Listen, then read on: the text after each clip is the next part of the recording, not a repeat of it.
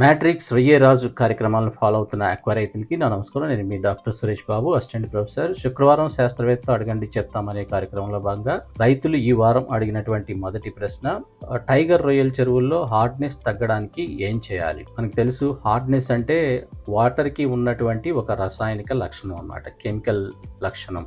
ఇది దేని ద్వారా వస్తుందంటే వాటర్లో కరిగి ఉన్నటువంటి కాల్షియం, మెగ్నీషియం అయాన్ల యొక్క గాఢతని మనం హార్డ్నెస్గా పిలుస్తూ ఉంటాం. ఈ కాల్షియం, మెగ్నీషియం అయాన్స్ అనేవి ప్రాపర్ స్థాయిలో ఉండడం అనేది చాలా అవసరం అన్నమాట.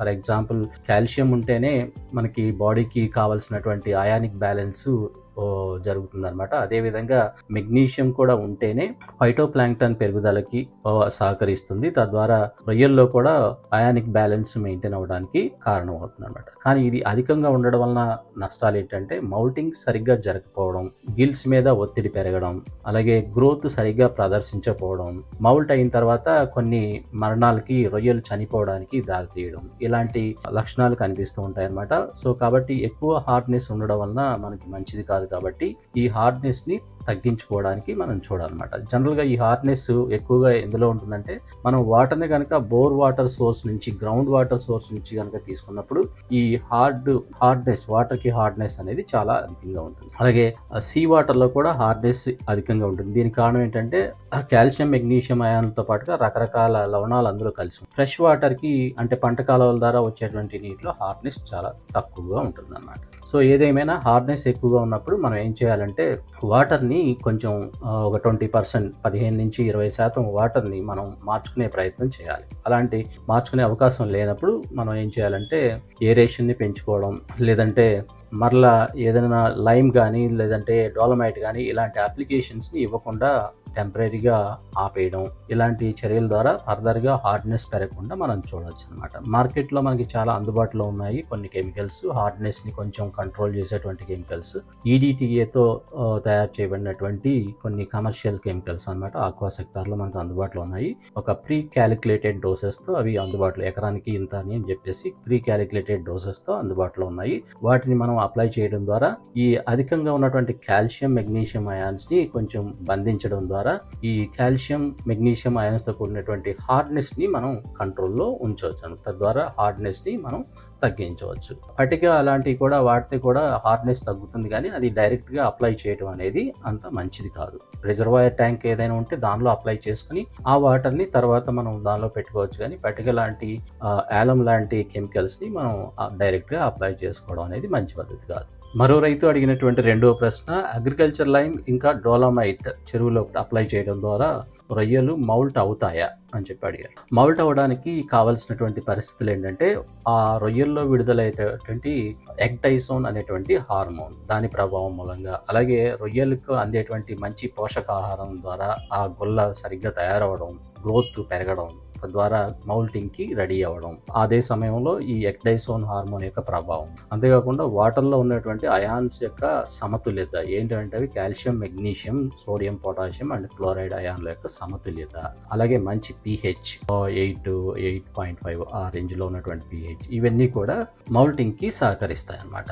కానీ డైరెక్ట్గా అయితే ఈ డోలమైట్ కానీ లేదంటే అగ్రికల్చర్ లైమ్ కానీ ఈ డైరెక్ట్గా మౌల్టింగ్ మీద ప్రభావం చూపించదు. కానీ అవి వాడినప్పుడు మనకి మౌల్ట్ అయ్యేటువంటి అవకాశాలు ఉన్నాయి. ఎందుకంటే అవి అప్లై చేసినప్పుడు, అగ్రికల్చర్ లైమ్ కానీ లేదంటే డోలమైట్ కానీ అప్లై చేసినప్పుడు వాటర్ యొక్క హార్డ్నెస్ కొంచెం పెరగడం, అదేవిధంగా pH పెరగడం, ఆల్కలినిటీ పెరగడం, అదేవిధంగా గుల్ల ఫామ్ అవడానికి, తయారవడానికి కావాల్సినటువంటి మినరల్స్ వీటి యొక్క అప్లికేషన్ ద్వారా పెరగడం, తద్వారా నీటి నాణ్యత, మౌల్టింగ్కి అనుకూలమైనటువంటి వాతావరణం చెరువులో పెరగడం వలన రొయ్యలు మౌల్టింగ్కి గురవ్వడం జరుగుతాయి. అంతేగాని రొయ్యలు డైరెక్ట్గా వీటి ప్రభావం వలన గొల్ల కొట్టడం జరగదు అన్నమాట. మరో రైతు అడిగినటువంటి మూడో ప్రశ్న, మెగ్నీషియం సల్ఫేట్ను ఏ సమయంలో వాడాలి? మెగ్నీషియం సల్ఫేట్ని అప్పుడప్పుడు మనం ఈ ఆక్వాకల్చర్ పాండ్లో, రొయ్యల చెరువుల్లో వాడుతూ ఉంటాము. రకరకాల కమర్షియల్ ప్రొడక్ట్స్ రూపంలో దీన్ని మనం వాడుతూ ఉంటాం. ఈ మెగ్నీషియం సల్ఫేట్కి మనం అప్లై చేయడం ద్వారా వాటర్ యొక్క హార్డ్నెస్ పెరుగుతుంది. తద్వారా అందులో ఉన్నటువంటి మెగ్నీషియం అయాన్స్, మెగ్నీషియం అనేది ఫైటోప్లాంక్టన్ యొక్క పెరుగుదలకి సహకరిస్తుంది. ఎందుకంటే ఫైటోప్లాంక్టన్లో ఉన్నటువంటి క్లోరోఫిల్ ఈ మెగ్నీషియం ద్వారానే అభివృద్ధి చెందుతుంది. ఉంటుందన్నమాట.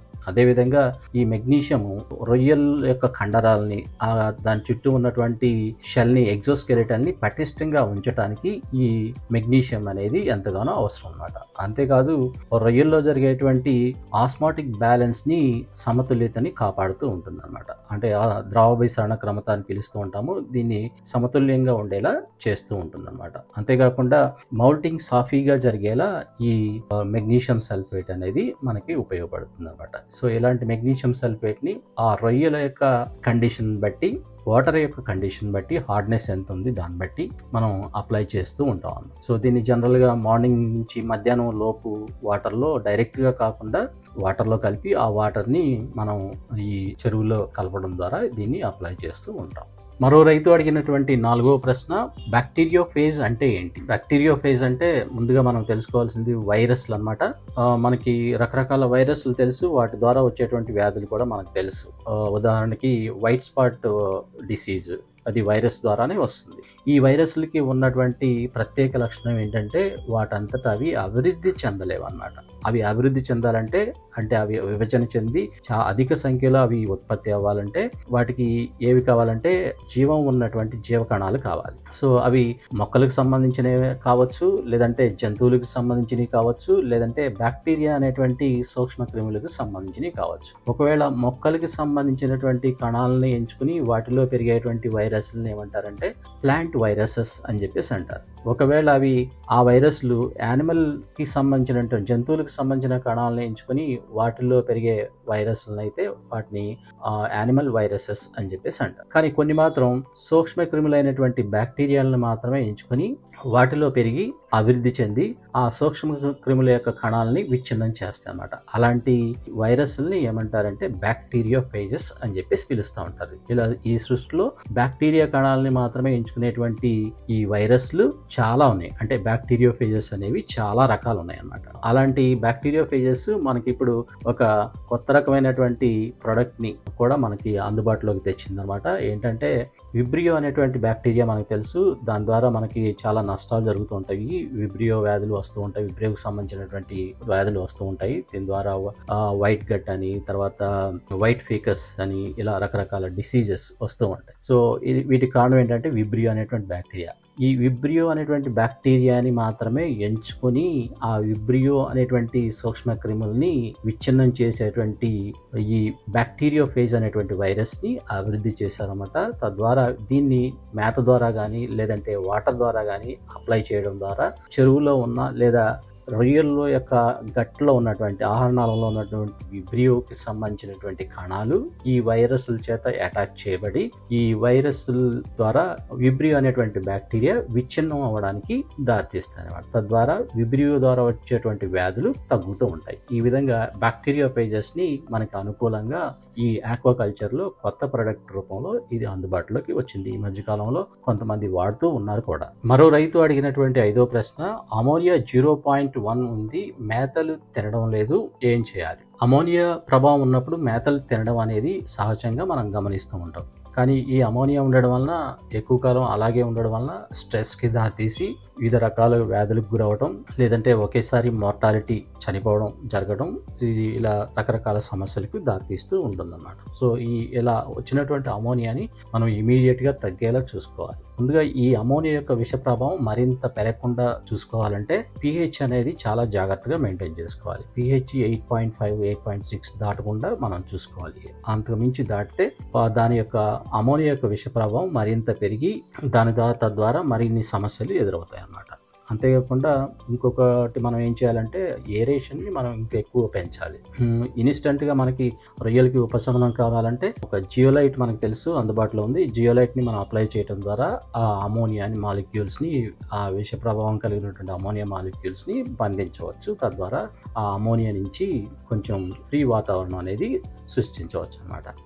మనకి పర్మనెంట్గా దానికి సొల్యూషన్ కావాలంటే వాటర్కి సంబంధించిన ప్రొబయోటిక్స్, సాయిల్కి సంబంధించిన ప్రొబయోటిక్స్, ఈ అమోనియా బేసిక్గా దేని ద్వారా వస్తుంది?